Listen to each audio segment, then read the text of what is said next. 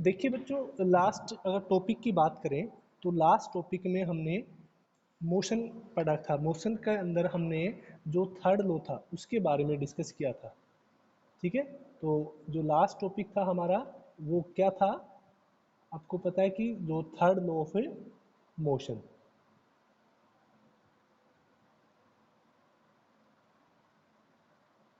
ये हमने last topic के अंदर डिस्कस किया था। ठीक है, और हमने ये भी बताया था कि जो थर्ड लॉ ऑफ मोशन है उसको हम दूसरे नाम से, किस नाम से बोलते हैं, एक्शन रिएक्शन लॉ। किस नाम से बोलते हैं हम उसको, एक्शन रिएक्शन लॉ। ठीक है, एक्शन रिएक्शन लॉ क्यों बोलते हैं, क्योंकि प्रत्येक एक्शन के लिए, प्रत्येक एक्शन फोर्स के लिए हमेशा एक दूसरा फोर्स होता है जिस फोर्स को हम क्या बोलते हैं, रिएक्शन फोर्स। ठीक है ना,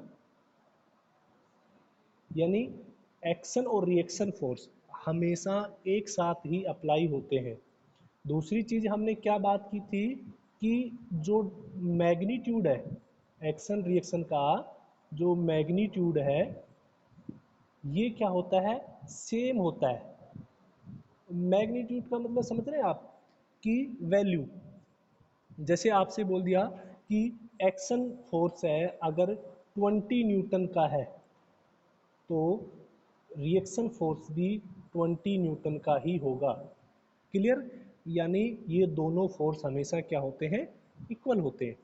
लेकिन अगर हम बात करें जो इम्पोर्टेंट है, जो आपको याद रखनी है, वो क्या है कि जो एक्शन रिएक्शन फोर्स है, यानी ये मान लेते कि एक्शन रिएक्शन फोर्स को हम एफ ए से तो एक्शन को बता रहे हैं, और जो फोर्स है इसको हम रिएक्शन फोर्स आर से लिख रहे हैं। तो ये दोनों फोर्स परिमाण या मैग्नीट्यूड में तो सेम रहेंगे, लेकिन दोनों की डायरेक्शन है वो अपोजिट होगी। यानी ये क्या हो गया, एक नेगेटिव का मतलब समझ रहे हैं कि एक की डायरेक्शन अगर इस डायरेक्शन में है तो दूसरा है वो इस डायरेक्शन में होगा। यानी ये दोनों फोर्स एक दूसरे के विपरीत दिशा में बल लगाते हैं। ठीक है, तो ये था आपका थर्ड लॉ ऑफ मोशन जिसको हमने लास्ट क्लास में डिस्कस किया था। अब देखिएगा बच्चों, आज की क्लास की बात करते हैं। काफ़ी इम्पोर्टेंट टॉपिक है और इससे रिलेटेड काफ़ी आपके न्यूमेरिकल भी दिए गए हैं बुक के अंदर। ठीक है, कंजर्वेशन ऑफ मोमेंटम, यानी मोमेंटम का कंजर्वेशन। अब देखिए बच्चों, सबसे पहले तो आपको मोमेंटम क्या होता है इसके बारे में हम बात करते थे। एक बार हमने वैसे ऑलरेडी पढ़ा चुके हैं कि जो मोमेंटम होता है वो क्या होता है कि मोमेंटम को एक तो पी से लिखते हैं, तो मास इनटू वेलोसिटी, ये जो प्रोडक्ट होता है मास और वेलोसिटी का जो प्रोडक्ट होता है इसी को हम क्या बोलते हैं, मोमेंटम बोलते हैं। The product of mass and velocity known as a momentum.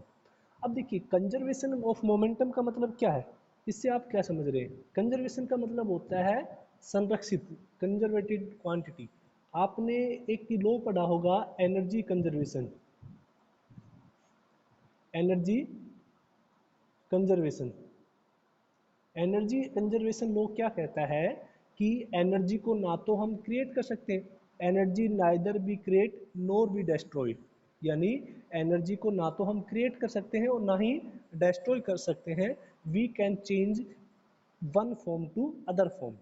ठीक है ना, ऐसे ही आपने नाइन्थ क्लास के अंदर, केमिस्ट्री के अंदर नाइन्थ क्लास के अंदर आपने पढ़ा होगा, एक टॉपिक आया होगा mass conservation law. Mass conservation law, mass conservation law क्या होता है, आप ये भी बता सकते हैं कि जो मास है उसको भी हम ना तो क्रिएट कर सकते हैं और ना ही डिस्ट्रॉय कर सकते हैं। किसी भी आइसोलेटेड सिस्टम का जो मास होता है वो हमेशा कांस्टेंट रहता है, इसको हम बोलते हैं मास कंजर्वेशन लॉ।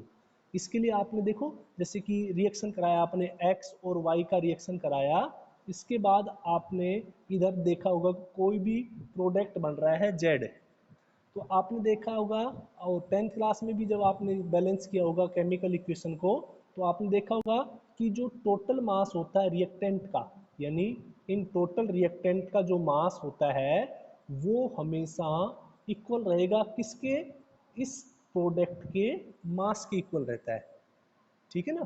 तो ये होते हैं दो आपने पढ़े हैं, एनर्जी कंजर्वेशन लॉ और मास कंजर्वेशन लॉ, ठीक है। अब देखिए हम आपके लिए बिल्कुल नया होगा कि मोमेंटम कंजर्वेशन लॉ है वो क्या होता है, ठीक है। तो मोमेंटम कंजर्वेशन लॉ को पढ़ने से पहले, ठीक है, आपको मोमेंटम के बारे में पता होना चाहिए। और मोमेंटम की अगर हम बात करें यूनिट की, इसकी मोमेंटम की अगर हम यूनिट की बात करें तो आपको पता होना चाहिए मोमेंटम की यूनिट होती है, भी मास यूनिट क्या होती है किलोग्राम, और वेलोसिटी की क्या होती है मीटर पर सेकंड। तो किलोग्राम मीटर पर सेकंड किसकी यूनिट होती है, मोमेंटम की। क्लियर बच्चों। तो यहाँ तक तो हमने पढ़ चुके हैं ऑलरेडी, चाहे वो छोटी क्लासेज हो या प्रीवियस लेक्चर हो उनके अंदर हम पढ़ चुके हैं।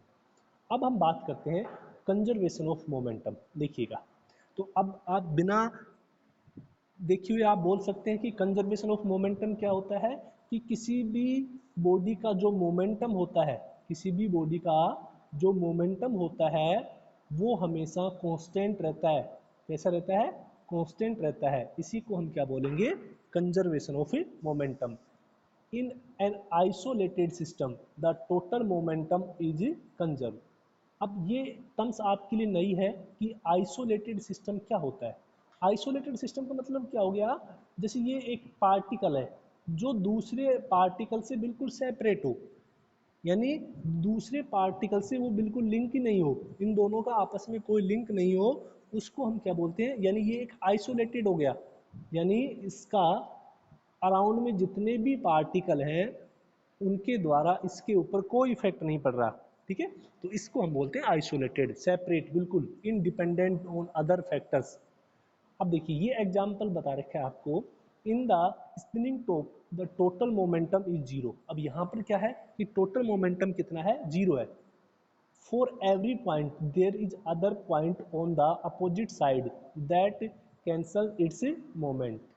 अब देखिएगा ये जो आप देख रहे हैं ये रोटेट कर रहा है, ठीक है। मैं इसको एक बार दोबारा से यहाँ पे बनाता हूँ, देखिएगा, फिर मैं आपको समझाता हूँ कि जैसे इसको यहाँ पे देखिएगा, ये इस तरह से है कुछ, और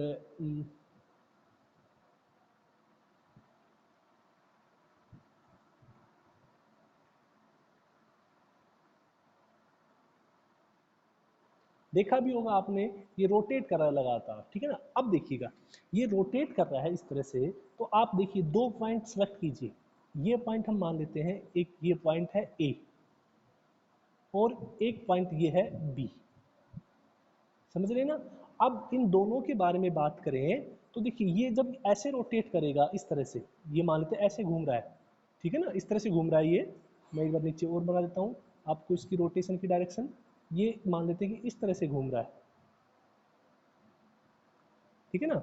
तो देखिएगा इस पॉइंट के बारे में बात करें हम, अगर ये जो ए और बी लिए हमने, इन दोनों पॉइंट के बारे में बात करें, अगर इनकी डायरेक्शन के बारे में बात करें तो आप देखेंगे जो ए है उसकी डायरेक्शन इधर होगी, रोटेशन करेगा तब, और बी की डायरेक्शन है वो इधर होगी, ऐसे, समझ रहे हैं। तो यहाँ पर आप देख रहे हैं कि प्रत्येक पॉइंट पर ए और बी आपस में डायगोनली अपोजिट है, तो प्रत्येक पॉइंट पर क्या होता है कि जो वेलोसिटी की डायरेक्शन है, इसकी वेलोसिटी इधर होगी, इसकी वेलोसिटी इधर होगी।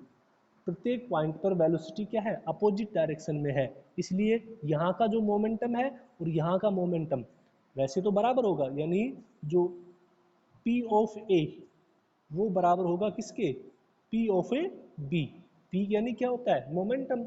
ए का मोमेंटम और बी का मोमेंटम बराबर होगा, लेकिन मास तो आपको पता है नेगेटिव नहीं हो सकता है, ध्यान रखना, मास कभी भी नेगेटिव नहीं हो सकता है, ठीक है। तो यहाँ पर वेलोसिटी है वो नेगेटिव है, क्यों, एक की वेलोसिटी इधर की तरफ है तो दूसरे की वेलोसिटी दूसरी तरफ है, जिससे क्या हो रहा है कि टोटल मोमेंटम बराबर होता है, लेकिन जो डायरेक्शन है, यानी डायरेक्शन है वो क्या हो जाती है, अपोजिट हो जाती है। डायरेक्शन अपोजिट होने से टोटल मोमेंटम कितना हो जाता है, जीरो हो जाता है, ठीक है। तो एक बार मैसेज कर दीजिए आपको समझ में आ रहा है कि नहीं। ऐसे ही ये एग्जाम्पल देखिए सेकंड वाला, इसके अंदर क्या है कि जब इस बुलेट से जब इस गन से बुलेट फायर की जाती है, ठीक है ना, गन से जब हम बुलेट को फायर करते हैं तो आप देख रहे हैं, देखो बुलेट की वेलोसिटी इधर है, ये बुलेट की वेलोसिटी है, दिखा रखी होगी आपको इस डायरेक्शन में। तो क्या होता है कि जो बंदूक होती है, गन होती है, वो पीछे की तरफ मूव करती है, रिकॉल वेलोसिटी बोलते हैं उसको, ठीक है ना। कौन सी वेलोसिटी? रिकॉल, यानी आप देखेंगे कि जब भी फायर किया जाता है बंदूक से या किसी भी बड़ी आर्टिलरी वगैरह, तोप वगैरह से, तो वो पीछे की ओर झटका मारती है। अब देखिएगा, ये चीज़ और ध्यान रखना कि जितनी स्पीड से ये बुलेट निकलती है, उतनी स्पीड से ये गन भी पीछे की ओर जाती है। लेकिन एक्चुअल में क्या होता है कि इस जो बुलेट होती है उसका मास बहुत कम होता है, और जो गन का मास होता है बहुत ज़्यादा होता है, ठीक है ना। बुलेट का मास कम होता है और गन का मास क्या होता है? ज़्यादा होता है, इसलिए आपको गन की स्पीड कम फील हो पाती है। अगर जितने मास की गन है उतने मास की अगर बुलेट होती तो दोनों बराबर स्पीड से पीछे की तरफ मूव करती। तो ये भी किसको बात कर रहा है? कंजर्वेशन ऑफ मोमेंटम का, ठीक है ना। कि जो ट्रिगर जैसे हम पुल करते हैं, ठीक है, जैसे पुल करते हैं तो वो क्या होती है, एक बुलेट आगे की तरफ निकलती है, तो जिससे क्या होता है कि जो गन है वो पीछे की तरफ मूव करती है। इससे क्या होता है, टोटल मोमेंटम है वो क्या रहता है? कंजर्व रहता है, ठीक है। अब देखिएगा, during the process the chemical energy in gun powder get converted into heat, sound and chemical energy. आपने देखा होगा कि जो गन के अंदर बारूद होती है, ठीक है ना, जिसको हम क्या बोलते हैं? गन पाउडर बोलते हैं। उसके अंदर रिपीट होता है क्या, उसके अंदर जैसे ही फायर की जाती है, ठीक है, जैसे आपका लाइटर होता है ना, इस तरह का यहाँ पे ट्रिगर में लाइटर होता है, ये क्या करता है, जैसे आप ट्रिगर को दबाते हैं तो इस गन पाउडर में आग लगती है, ठीक है, एकदम से ब्लास्ट होता है। एकदम से ब्लास्ट होता है तो जो ये बुलेट है ये हाई प्रेशर से बाहर निकलती है, क्योंकि जब बारूद में ब्लास्ट होता है ना तो हाई प्रेशर से गैस निकलेंगी, तो उस गैस की वजह से, प्रेशर की वजह से बुलेट बाहर निकलती है, ठीक है। तो यहाँ पर इसके साथ साथ आप देखेंगे कि हीट एनर्जी भी जनरेट होती है, ये गर्म हो जाती है बिल्कुल, ठीक है ना, और साउंड भी जनरेट होती है, और केमिकल एनर्जी। एक्चुअल में शुरू में तो केमिकल एनर्जी थी, बारूद कैसी थी? केमिकल एनर्जी थी, लेकिन जैसे ही वो कन्वर्ट हुई, साउंड भी जनरेट होती है, और हीट भी, और केमिकल एनर्जी और काइनेटिक एनर्जी भी जनरेट होती है। आप देखेंगे कि बुलेट है वो बहुत स्पीड से मूव करती है, तो उसको हम क्या बोलते हैं? उसकी काइनेटिक एनर्जी, ठीक है। एग्जाम्पल नंबर 2 तो सीधा है बिल्कुल, कि जब राइफल से जब हम उसको फायर करते हैं, बुलेट को जब फायर करते हैं राइफल से, तो वो क्या होता है, वो पीछे की ओर चल जाती है। जैसे ही बुलेट आगे की तरफ निकलती है, ठीक है, तो वो क्या होती है? पीछे की तरफ। भाई एक तो तुम टाइम से आया करो, विवेक, और ये है ना, ऐसे तो सिलेबस नहीं हो पाएगा, आप 15-15 मिनट लेट आते हैं फिर उससे।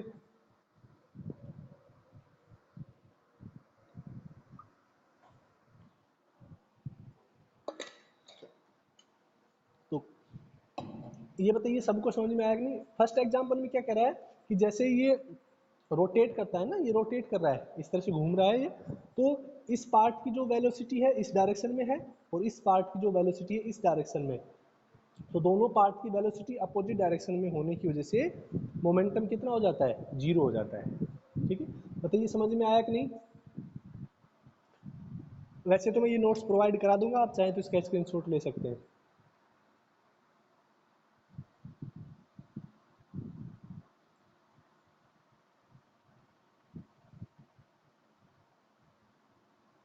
यस, वे शिवानी, रवि चौधरी, प्रिंस, कशिश, दीपे, भूमिका, अमन, दीपेश, ठीक है,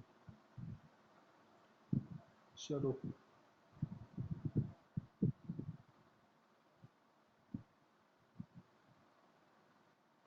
अब देखिएगा, नेक्स्ट एग्जाम्पल पे आते हैं इसके ऊपर, ठीक है ना। ये भी हम कंजर्वेशन मोमेंटम का ही पढ़ रहे हैं, ठीक है ना, कि initial mass of rocket M, मान लेते शुरू में इस रॉकेट का मास कितना है? एम मास है, कैपिटल एम, और इसकी जो ये स्टार्ट होता है किस वेलोसिटी से? वी वेलोसिटी से, ठीक है ना। तो इसका इनिशियल मोमेंटम कितना हो गया? मान लेते कि जो पी आई है, इनिशियल मोमेंटम, वो हो गया मास इनटू वेलोसिटी, ठीक है ना।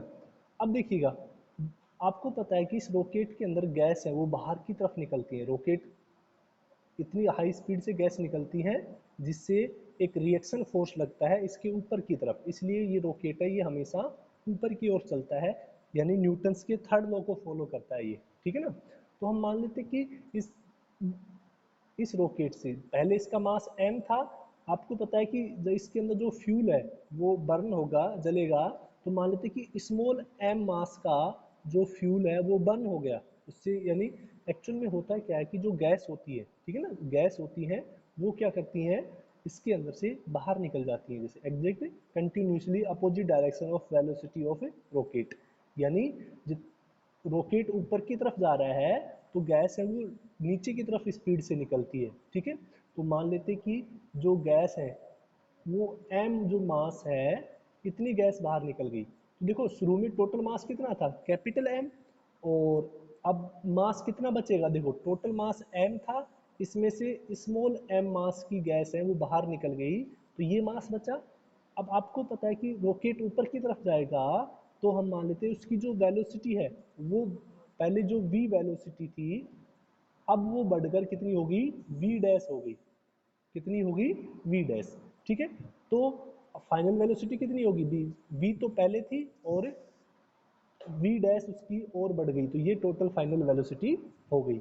तो अब आपसे पूछा जाए कि फाइनल मोमेंटम कितना है, तो मैं एक बार देखिएगा बताता हूँ आपको कि ये तो इनिशियल मोमेंटम है, ये वाला जो मैंने ब्लैक में किया है अंदर, और फाइनल मोमेंटम क्या हो जाएगा, इधर देखिएगा कि पी एफ, फाइनल मोमेंटम कितना हो जाएगा भाई, मास तो कितना है m माइनस एम, और वेलोसिटी कितनी होगी v प्लस v डैश, ये उसका फाइनल मोमेंटम हो गया, ठीक है ना। तो ये क्या होता है किसी भी रॉकेट के अंदर मोशन, कैसे कि जब रॉकेट ऊपर की ओर मूव करता है, रॉकेट जब मूव करता है अपवर्ड डायरेक्शन में, तो उस केस में क्या होता है उसकी वेलोसिटी इंक्रीज होती है, क्यों, क्योंकि इसके यहाँ से यानी रॉकेट के यहाँ से लगातार जो गैसेज हैं वो बाहर निकलती हैं, हाई प्रेशर से गैस है वो बाहर निकलती हैं, इसलिए उसका मास तो कम होता है लेकिन उसकी जो वेलोसिटी है वो क्या होती जाती है, बढ़ जाती है, ठीक है। तो रॉकेट का जो मोशन है वो भी मास कंजर्वेशन लॉ पर मूव करता है, और आपसे पूछा जाए कि जो रॉकेट है वो कौन से लॉ को फॉलो करता है, तो आप बोल सकते हैं न्यूटन्स के थर्ड लॉ को फॉलो करता है। Clear, it is clear.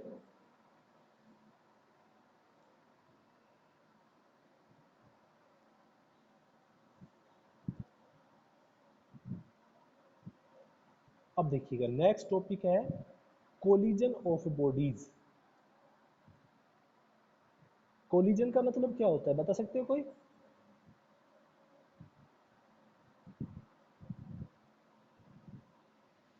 समझ में तो आ रहा है ना। हाँ भाई एक बार जवाब दे दीजिए सभी बच्चे, समझ में आ रहा है कि नहीं आ रहा है। ये इंपॉर्टेंट टॉपिक है कोलिजन ऑफ बॉडीज, इससे न्यूमेरिकल आएंगे आपके। नोट्स वहां से कर लेना पहले, समझ लेते, नोट वहां से इसमें से कर लेना, मैं ये ग्रुप में भेज दूँ ना तब। हाँ जी, मैसेज कर दिया करो, तुम मैसेज करने में क्या प्रॉब्लम है, समझ में आ रहा है कि नहीं आ रहा है कि ये।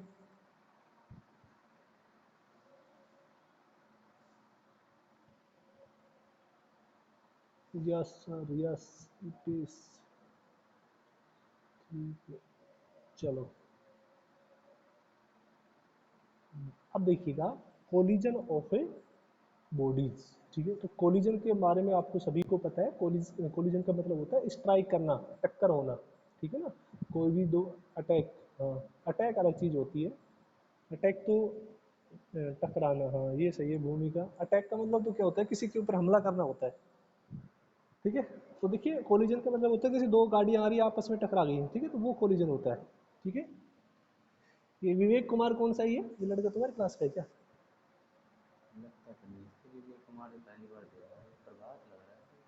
नहीं फिर बात नहीं, अपना कैमरा बंद कीजिए भाई, इतनी अच्छी शक्ल नहीं है तुम्हारी, उसको खोल के बैठ जाते हो। तो मैंने कह दिया कि अपने माइक और ये डिस्टर्ब नहीं होना चाहिए, बीच बीच में क्लास में रिकॉर्ड चल रहा है, फिर भी लेके उसको ओपन करके बैठ जाते हैं। फिर मैं कुछ कहूँगा दो चार, ठीक है ना। देखो कोई बात नहीं, देख लिया करो, कर लिया करो कैमरा ऑन। तुम्हारी क्लास में नहीं था क्या? चलो देखिएगा, कोलिजन ऑफ बॉडीज। अब देखिए कोलिजन ऑफ बॉडीज की बात कर रहे हैं हम, कि टकराना बॉडियों का किस तरह से होता है और उसके ऊपर क्या क्या इफेक्ट पड़ते हैं, उसके बारे में बात करेंगे। कौन कौन से फैक्टर हैं वो चेंज होते हैं, कौन कौन से अफेक्ट हैं वो चेंज होते हैं, उसके बारे में, ठीक है। पहले ये बताइए कि ये सही चल रहा है क्या, इस तरह से पढ़ाएं या मतलब अलग तरीके से है भाई? यानी बोर्ड पे सही है या फिर इस तरह से? जल्दी से बताइए। अब देखिएगा, कोलिजन का मतलब समझ रहे हैं आप, टकराना भूमिका की तरह, ठीक है ना। अब देखिए जैसे मान लेते हैं कि दो बॉडी है ये, अब इनमें से क्या हो सकता है कि पहला केस क्या हो सकता है कि दोनों ऑब्जेक्ट हैं वो मूविंग और कर सकते हैं, दोनों ऑब्जेक्ट मूविंग ऑब्जेक्ट भी हो सकते हैं, ठीक है, तब भी उनके बीच में टक्कर हो सकती है, ठीक है ना। तब भी क्या हो सकती है, उनके बीच में टक्कर हो सकती है। अब देखो मूविंग के केस में कैसे, देखो अगर एक ऑब्जेक्ट इस डायरेक्शन में चल रहा है और एक ऑब्जेक्ट इस डायरेक्शन में चल रहा है, ठीक है ना, दोनों ऑब्जेक्ट अपोजिट डायरेक्शन में आ रहे हैं, पहला मान लेते इधर से आ रहा है, दूसरा आमने सामने आ रहे हैं, तब भी कोलिजन हो सकता है। क्या एक ऑब्जेक्ट ऐसे चल रहा है और दूसरा भी ऐसे चल रहा है, तो क्या अब इनके बीच में टक्कर हो सकती है क्या? बताओ, अगर दो ऑब्जेक्ट हैं वो आगे पीछे चल रहे हैं एक ही डायरेक्शन में, तो उनके बीच में टक्कर हो सकती है कि नहीं? हो सकती है। अगर ये वाला जो पीछे है ना दूसरे नंबर का, अगर इसकी स्पीड ज़्यादा है और ये जो पहले नंबर का ऑब्जेक्ट है अगर इसकी स्पीड कम है, ठीक है ना, अगर इसकी स्पीड ज़्यादा है दूसरे वाले की पहले वाले से, तो आपको पता है ये इसको कुछ देर बाद पकड़ लेगा और स्ट्राइक भी कर सकता है, टक्कर भी लगा सकता है। तो ये अलग अलग केस होते हैं। एक केस क्या हो सकता है कि एक ऑब्जेक्ट है वो रेस्ट पे है, मान लेते हैं कि पहला वाला रेस्ट पे है, दूसरा मूव करते आ रहा है, वो उसको टक्कर दे दिया, तो ये केस हो सकता है। हाँ, अगर दोनों रेस्ट पे हैं तब कभी कोलिजन नहीं होगा, ठीक है। तो आपको दोनों ही केस मिलेंगे न्यूमेरिकल के अंदर, या तो दोनों ऑब्जेक्ट मूव कर रहे होंगे या फिर एक ऑब्जेक्ट मूव कर रहा होगा और एक ऑब्जेक्ट रेस्ट पे होगा। तो देखिएगा, आपसे क्या कह रहा है कि let us two bodies 1 and 2 have momentum p1 and p2 before they collide with each other, ठीक है। मान लेते हैं कि दो ऑब्जेक्ट हैं p1 एंड p2, ठीक है ना। तो और वो क्या होते हैं, उनका मोमेंटम, पहले वाले का मोमेंटम मान लेते p1 है और दूसरे वाले का मोमेंटम कितना है, p2 है, ठीक है। वो एक दूसरे से कोलाइड करते हैं, एक दूसरे से क्या करते हैं, वो कोलाइड करते हैं, टकराते हैं एक दूसरे से, ठीक है। अब देखिएगा, अब आपको पता है कि टकराने के बाद उनका मोमेंटम है वो बदल जाएगा।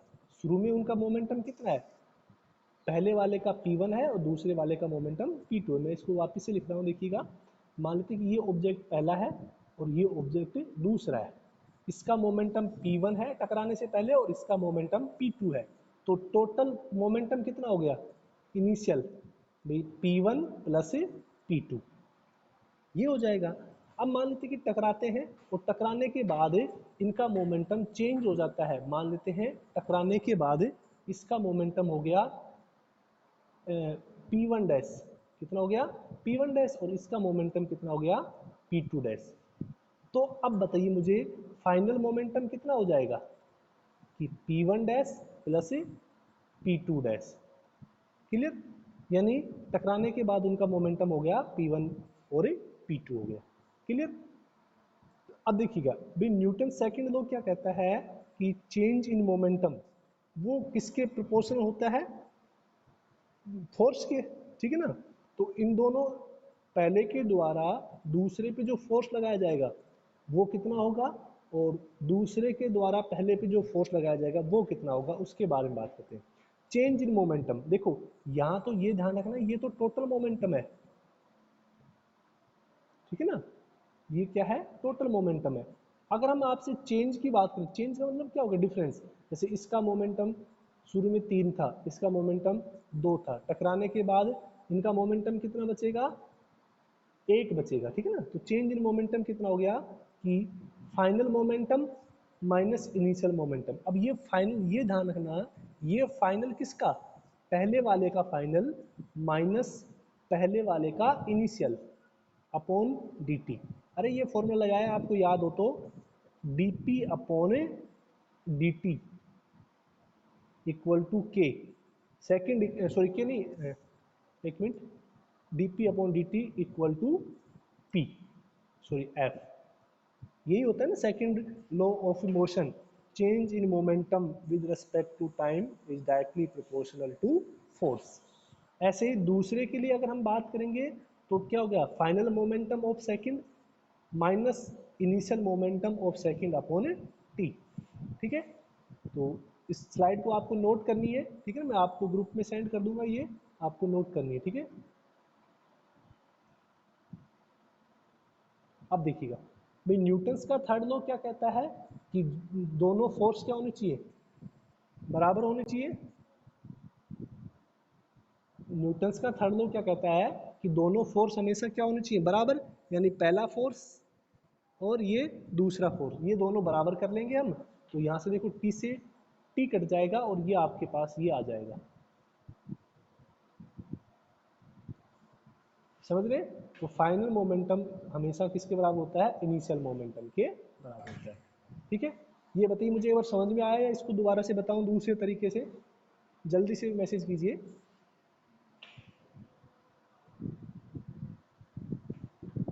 दोबारा समझाने की जरूरत है या नहीं। यस सर, यस मतलब क्या होता है, यस का, यस मतलब यस दोबारा समझाना है या नहीं समझाना है, इसे बताओ मुझे। यस या नो में कंफ्यूज हो जाता हूँ कि भी पता नहीं। ये यस है ना, पहले बोल दिया यस फिर बोल दिया नो। अरे ये बताओ कि समझाना है, ऐसे बोल दिया करो डायरेक्टली देसी में कि सर समझा दो दोबारा, या सर क्लियर हो गया, बस ये दो चीज मुझे कंफ्यूज और कर देते हो, ठीक है।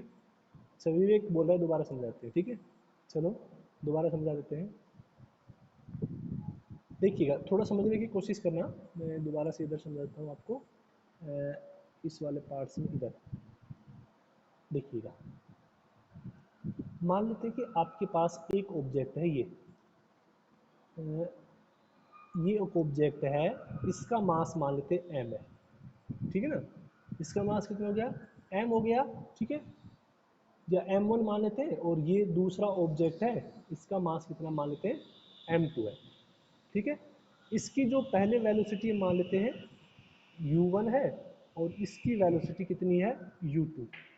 तो इसका टोटल मोमेंटम कितना हो गया, टोटल इनिशियल मोमेंटम कितना हो गया भाई, इस वाले का हो गया m1 u1 plus m2 u2, इसका मोमेंटम प्लस दूसरे वाले का मोमेंटम। ये तो शुरुआत केस में, इनिशियल केस में मोमेंटम हो गया। अब ये दोनों क्या करते हैं, स्ट्राइक करते हैं एक दूसरे के साथ, ये दोनों एक दूसरे से मान लेते टकराते हैं, ठीक है। और टकराने के बाद मान लेते हैं इनकी वेलोसिटी चेंज हो गई, मानते हैं इसकी वेलोसिटी v1 हो गई और इसकी वेलोसिटी हो गई v2, ठीक है। मास में कोई चेंज नहीं हुआ, ठीक है ना। तो अब देखिएगा जो फाइनल मोमेंटम है पी एफ, वो कितना हो जाएगा भाई, m1 v1 plus m2 v2, ठीक है। ये क्या हो गया, फाइनल मोमेंटम। अभी हमने पढ़ा था momentum conservation law. Momentum conservation law क्या कहता है कि फाइनल मोमेंटम और इनिशियल मोमेंटम हमेशा बराबर होते हैं, यही हमने पढ़ा था। यानी हम बोल सकते हैं कि m1 v1 plus m2 v2 ये हमेशा किसके बराबर होगा, m1 u1 plus m2 u2। इसको आप इस तरह से भी याद रख सकते हैं, ये भी डेरिवेशन बिल्कुल सही है, ठीक है ना। टकराने से पहले उनकी वेलोसिटी u1 और u2 थी, टकराने के बाद उनकी वेलोसिटी चेंज होकर क्या होगी, v1 और v2 हो गई। तो टकराने से पहले का मोमेंटम हमने ये निकाल लिया, दोनों का जोड़ दिया टोटल, और टकराने के बाद दोनों का मोमेंटम ये निकाल दिया हमने जोड़ के टोटल।